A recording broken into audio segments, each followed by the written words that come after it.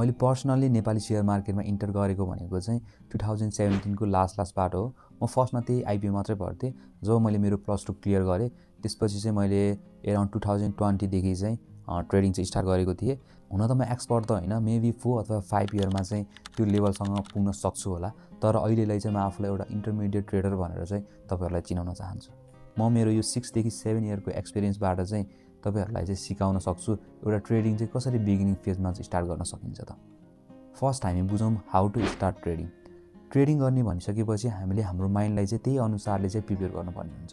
माइन्डसेटको चाहिँ सेयर मार्केटमा चाहिँ एकदमै ठुलो भूमिका हुन्छ। यो चाहिँ हामीले ट्रेडिङ गर्दै जाँदा समय अनुसार बुझ्दै जाने कुरा हो, तर हामीले यसलाई जति चाँडै बुझ्यौँ त्यति नै तपाईहरुलाई चाहिँ सजिलो हुन्छ। म तपाईहरुलाई 3टा पोइन्ट भन्नेछु, त्यो चाहिँ तपाईहरुले जति छिटो मनन गर्न सक्यो त्यति राम्रो है त। नम्बर 1 मा छ trading is not a get quick rich scheme. हामीले झ्याप्प हेर्दाखेरि ट्रेडिङ भनेको चाहिँ बाई लो सेल हाई, 2-3 वटा राम्रो ट्रेडिङ गर्न सकेर इनसाइड ट्रेडिङ गर्न सकियो भने त मालामाल भइन्छ भन्ने जस्तो चाहिँ लाग्छ। तर एक्चुअलमा चाहिँ यस्तो हुँदैन। यो चाहिँ एउटा ग्ल्याम्बलिङ माइन्डसेट भयो र यो भनेको चाहिँ एउटा जुवा तास खेले जस्तै हो, जुनबाट चाहिँ हामी पर बस्नुपर्छ। ट्रेडिङलाई चाहिँ हामीले कहिले पनि ग्याम्बलिङको रूपमा चाहिँ हेर्नु भएन। ट्रेडिङ भनेको चाहिँ हामीले प्रोबेबिलिटीमा खेल्ने हो र यसलाई चाहिँ एउटा प्रोफेसनल रूपमा चाहिँ हेर्नुपर्छ र हामीले चाहिँ हाम्रो ट्रेडिङलाई चाहिँ त्यही अनुसारले चाहिँ बढाउनु पर्ने हुन्छ।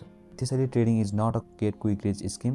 हामीले हाम्रो माइन्डसेटलाई चाहिँ त्यही अनुसार प्रिपेयर गर्दै जाने हो भने हामीले ट्रेडिङबाट चाहिँ राम्रो इन्कम जेनेरेट गर्न सक्छौँ।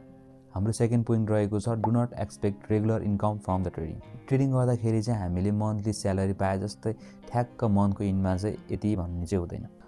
अझ बिगिनिङ फेजमा त यो कुरा त अझ पोसिबल नै हुँदैन।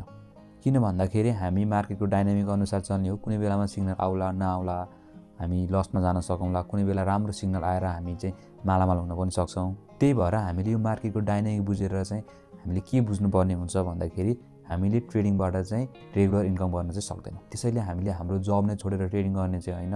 हामीले हाम्रो बेसिक निडहरूलाई छुट्याएर जुन पैसा बच्छ त्यसबाट चाहिँ हामीले ट्रेडिङ गर्नुपर्छ। हामीले ट्रेडिङ गर्दाखेरि एकैचोटि हामीसँग भएको सबै पैसा लगानी गर्ने पनि होइन। हामीले चाहिँ केही पर्सनहरू चाहिँ एउटा म्यानेजेबल पोर्टफोलियो बनाएर चाहिँ हामीले चाहिँ ट्रेडिङ गर्नुपर्छ। हाम्रो थर्ड पोइन्ट रहेको छ एक्सेप्ट द लर्निङ कर्भ।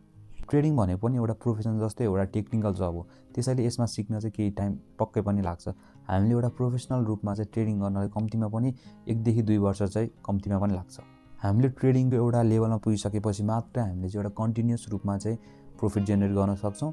त्यसैले हामीले यसमा चाहिँ कन्टिन्युअस भएर चाहिँ सिकिराख्नुपर्ने हुन्छ र यसलाई लर्निङ कर्भ पनि भनिन्छ। त्यसैले हामीले हाम्रो प्यासन र पोजिटिभ एटिट्युडलाई चाहिँ ट्रेडिङ सँगसँगै बढाउँदै लानुपर्ने हुन्छ। अनि अर्को एउटा बिलिभ चाहिँ के